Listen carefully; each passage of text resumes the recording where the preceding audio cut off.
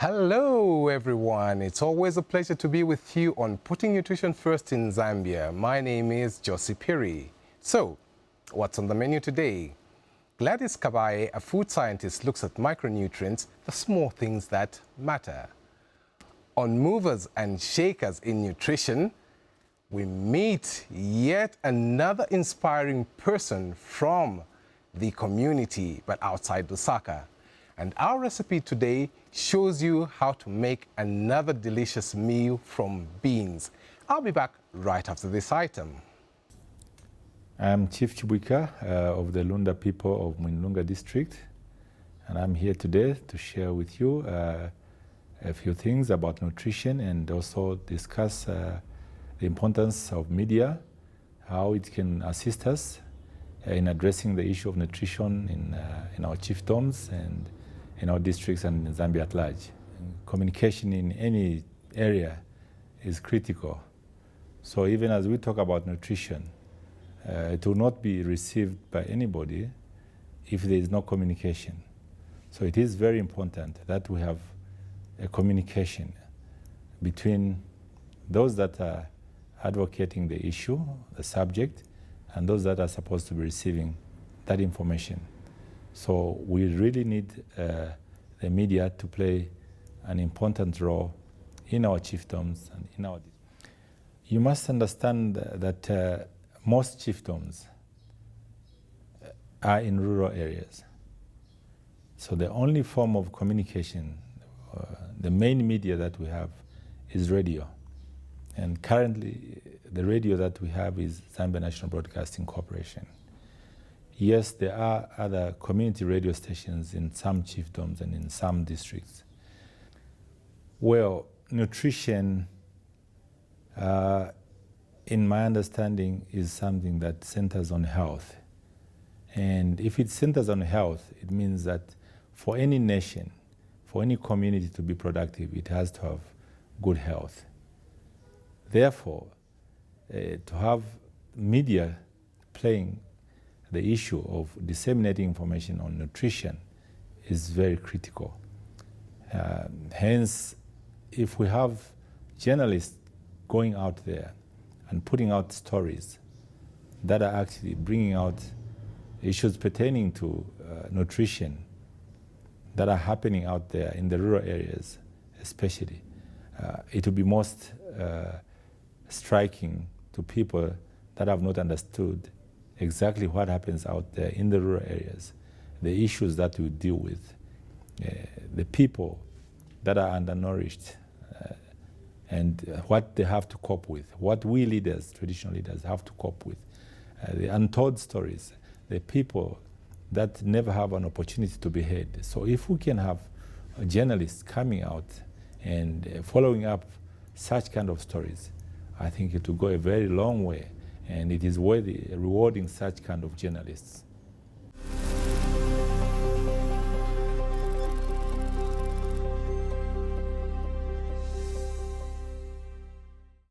Welcome back. Micronutrients are tiny, but they're so important in our diet that without them, serious health problems arise. My guest today will tell us more about micronutrients and how Zambia is dealing with the lack of these small things that matter. Gladys Kabaye, food scientist from the National Food and Nutrition Commission. Welcome to the show. Thank you, Josie. Today we're talking about the small things that matter, micronutrients. But before we delve into that, what does your job entail as a food scientist? Well, that's a very packed question. I'm a focal point person at the National Food and Nutrition Commission for food standards, which means I sit on the technical committees under the Zambia Bureau of Standards. I am also the focal point person for food fortification program, which means I'm responsible for looking at issues pertaining to food fortification, sugar fortification, salt fortification, and any other food vehicle which we might be thinking of fortifying. So I look at the aspects of organizing, coordinating, as well as calling for meetings as a secretariat under that particular program. Thank you very much for that introduction. Now, let's talk about micronutrients. What are these little things? Well, micronutrients are part and parcel of the building blocks of all three elements of the human being, that is the body, the brain, and the bones. So you find that the building blocks are either macro, which is large, or micro. In this case, we are looking at the micronutrients. Those particular building blocks, just as the name says it, are tiny in terms of the quantities needed by the body, but they are very essential. They are needed for a healthy and nutritional status which is optimal. Could you give an example that anybody would understand? Yes. One of the best examples, I think, I'll pick on vitamin A, because everyone, I think, has at least heard about it in one way or another. One, we have the Child Health Week, where we do campaigns focusing on supplementing children 6 to 59 months with vitamin A. Vitamin A is very important in terms of sight as well as the immune system. For children who have been supplemented, you find that episodes pertaining to measles would not be as fatal as a child who hasn't been supplemented. So you find that vitamin A also is important in terms of vision. You find people who are deficient or children who are deficient might end up suffering from blindness. So that's one of the examples I can give. The other one is iodine, which people don't even talk about most times. True. Because it is carried in a vehicle which people don't really think about it or know about it, most people.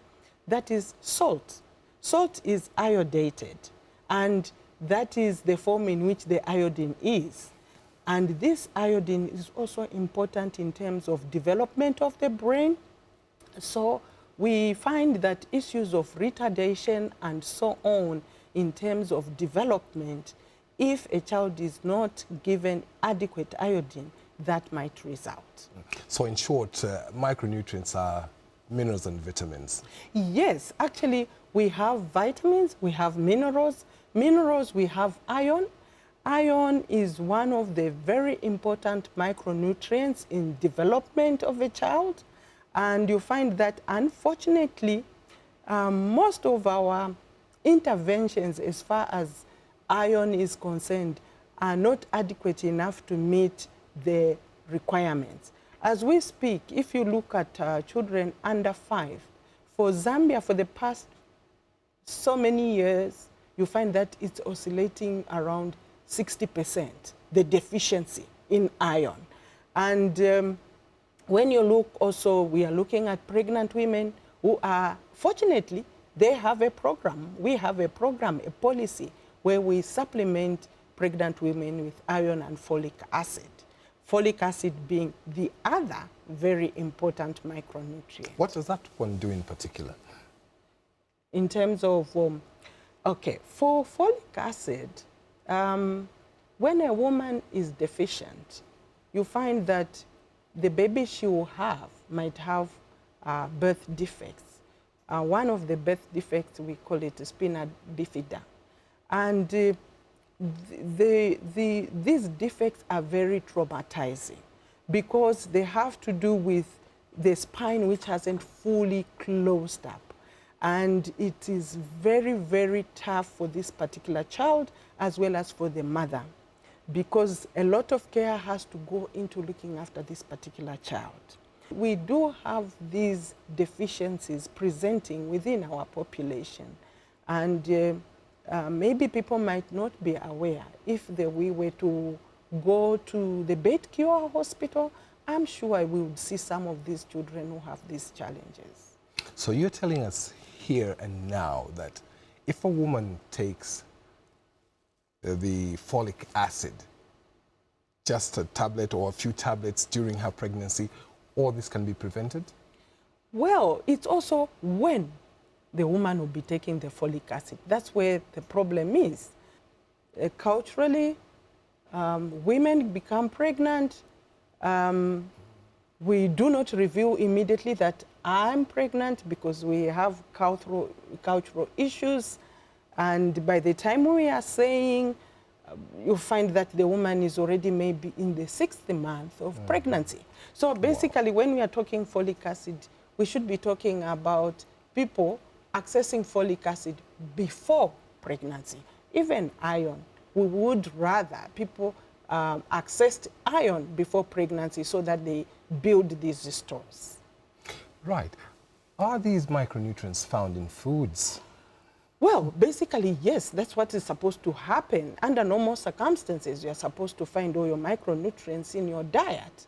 But unfortunately, looking at our diets, you find that the micronutrients are not adequate. One, either our diet is very monotonous, it's not very diverse. I think if you were to look at our plate, it's just a plate of unshima.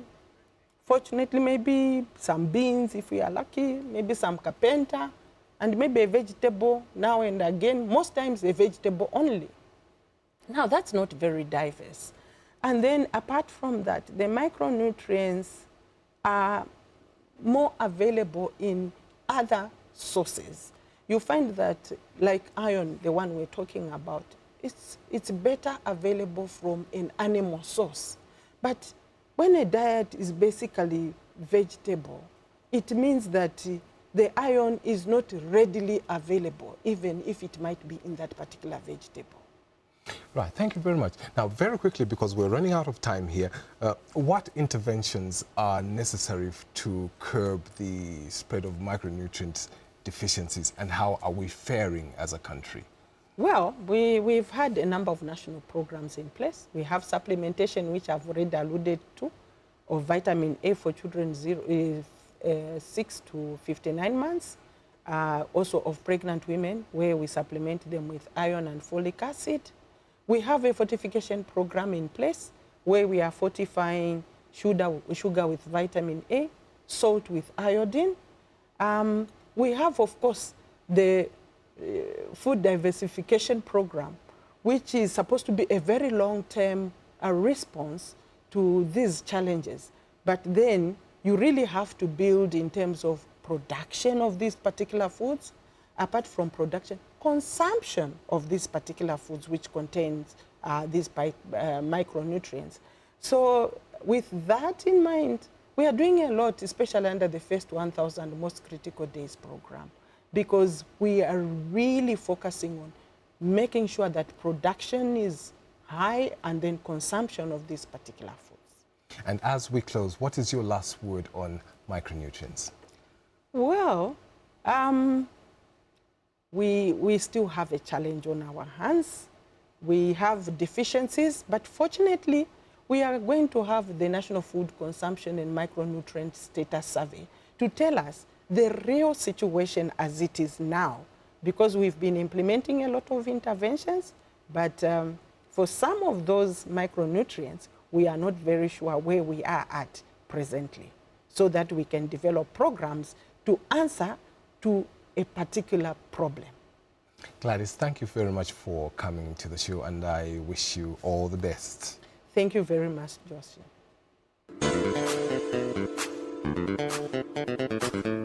It's now time for our movers and shakers in nutrition. Meet our next guest. Chipangali district in the Eastern Province.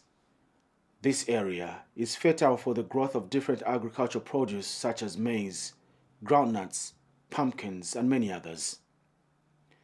But despite many farmers growing these different cereals, families have experienced the problem of stunted growth in children. To change the status quo, the National Food and Nutrition Commission, in conjunction with various partners, introduced the Scaling Up Nutrition Program, SUN, through which it reaches out to most Zambians in rural parts of the country to teach them on various ways of getting the best out of the local foods and to end malnutrition in children. Today, we meet Chief Chanje, who himself is a champion in nutrition and has played a major role in helping disseminate information on nutrition to his subjects.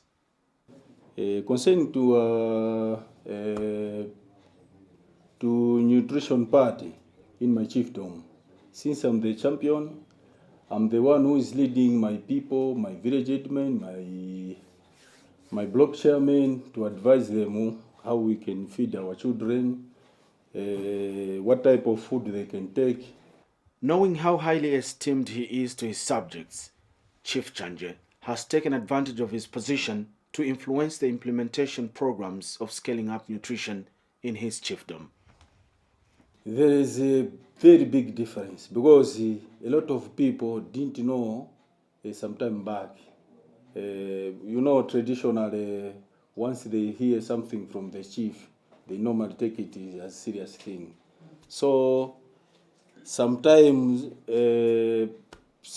most of our children, they were suffering from kupirimindila, lacking of some maybe vitamins in their body. So as these people have been coming, we have get a lot of profit. So we have been advancing. We are advancing because the level has changed. In my chiefdom, we can't find this, maybe a lot of children are suffering from maybe nutrition or not, because we have come to learn, they have understood what we are preaching them. The benefits of the Scaling Up Nutrition Program are visible even in the household of the nutrition champions such as His Royal Highness Chief Chanje, as he explains how his children have grown healthy with the knowledge he has gained through the SUN project. Ava ni vana vanga osavira pomwe programu yomwe nali uyamba uyu anali mng'ono kwambiri, koma I think you can see how he looks, komanso uyunso naye ngaone mwena alili kuti ni vana oti wakudya zakudya zosiyana-siyana. Khala champion muno mdziko la Chanje limathandizira kuunikira vanthu kuti adyese vana zakudya zosiyana-siyana. His efforts and the efforts of the agencies involved in the Scaling Up Nutrition project hasn't gone unnoticed by the subjects of this chiefdom. They too acknowledge that since the commencement of this program, they have greatly seen a lot of change among the people's health and significant reduction in stunted growth among the children in the chiefdom. My name is Anoa Banda, the councillor, area councillor in Chipangari district, in particular Kasenga ward.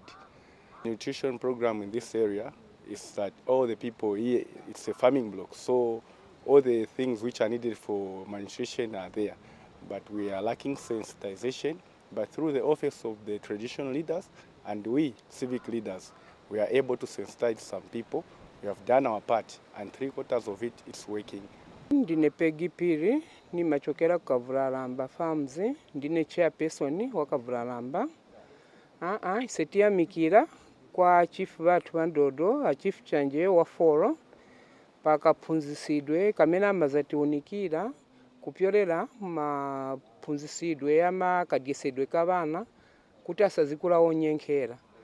Kaphunzisidwe kavana matiphunzisa vakudya vamene timalima shava, soya beans na kandolo wa orange uja, kuti tizidyesa vana mofunikira ngakhale vakubere ololeko uyamwa na zimayi vamamimba. Piri Alfred Michael, Mungu masiku ano zasiyana na zaka zakale. Masiku ano malnutrition yacheperera. Chifukwa chonera kuti mafamazi ambiri makolo ambiri vaphunzira madyesedwe avana. More especially kuti kuma schools they have got a feeding program ya wana school. So vana amakhala vamphamvu athazi. Akapita ku school vakudya, akabwera ku nyumba akudyaso shava chimanga chokazinga. With such testimonies from the beneficiaries of the SUN project, it is worth noting that the efforts of government and its partners are yielding positive results, hence the need for everyone to join in and support the project if malnutrition is to be stamped out of the communities.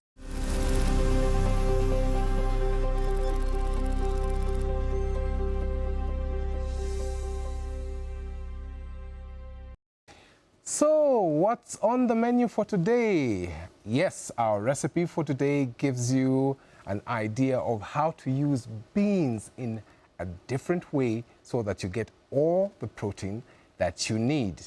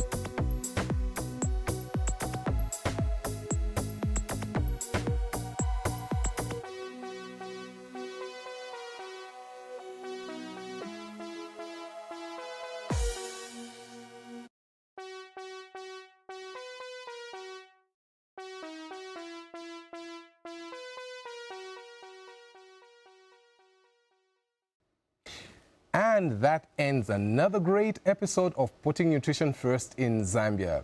Please post your comments on our Facebook page and visit our website at www.nfnc.org.zm.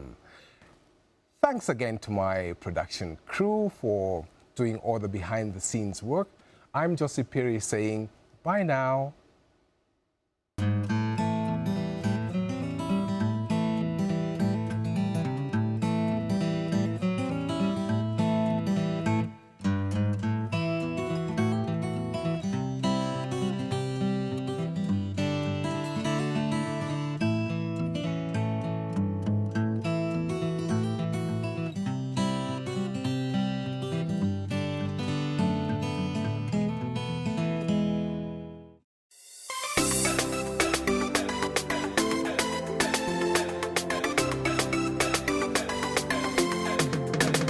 Nutrition is the heart of a nation, yes. It's the engine of a healthy land.